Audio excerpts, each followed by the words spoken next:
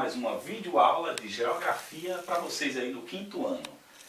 Meus queridos, a gente vai fazer aqui uma introdução ao conteúdo do mês de maio, tá?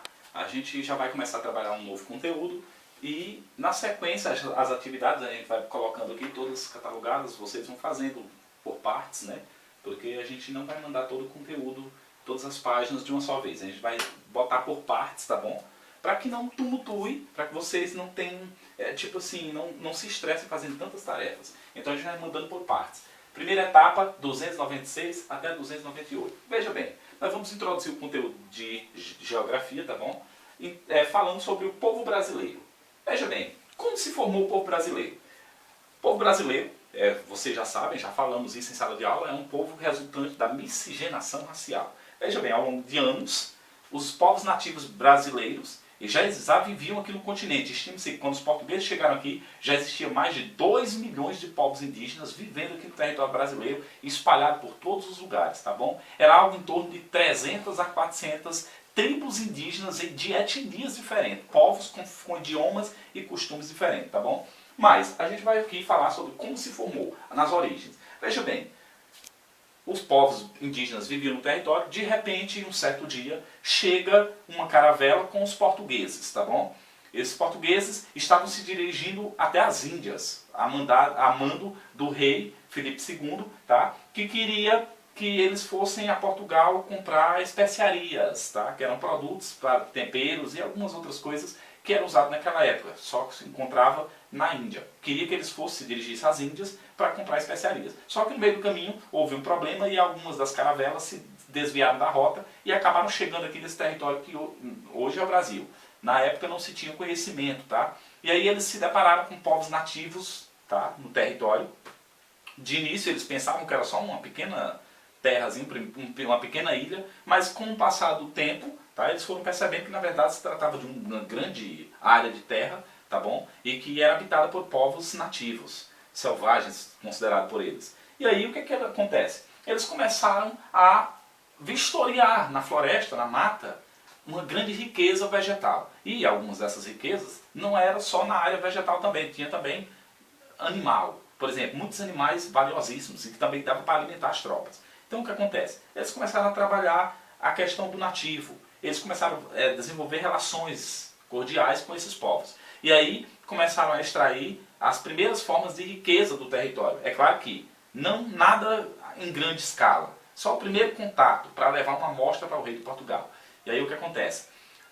30 anos depois, na verdade, os portugueses vieram para colonizar o território e automaticamente estabelecer um contato mais próximo com os nativos. E retirar as primeiras riquezas que, lembrando, era o pau-brasil, uma madeira nobre, muito cara, muito valorizada naquela época, por conta dela extrair dela uma tinta vermelha que tingia tecido e podia ser usada com outras formas de tinta.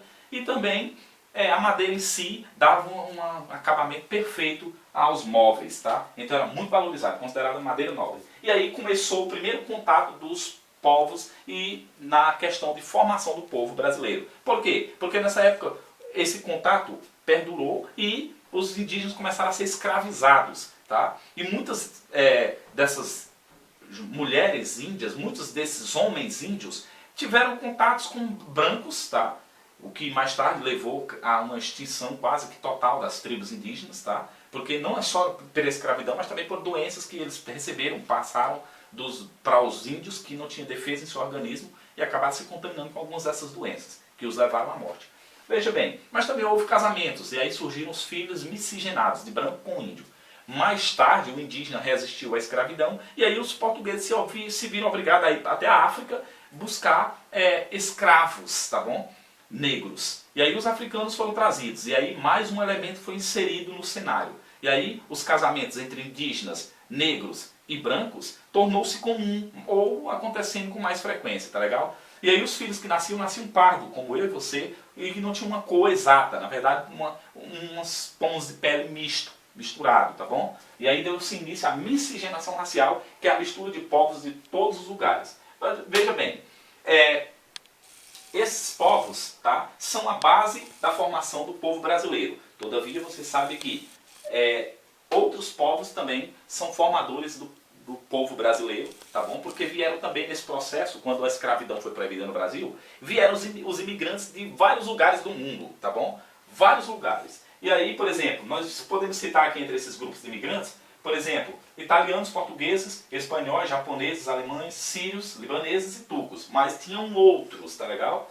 Veja bem, formou-se então as comunidades quilombolas, que na verdade eram aldeias ou aldeamentos formados no meio da mata, que era, por exemplo, dos povos indígenas que fugiam e fundavam esses aldeamentos no meio do mato, mas também dos africanos. Então, do meio para o fim, todos os escravos que fugiam dessas fazendas, do trabalho escravo, eles corriam para esses quilombos, tá bom? E com o passar do tempo, esses quilombos se tornaram imensos, e quando houve o processo de libertação do escravo, tá?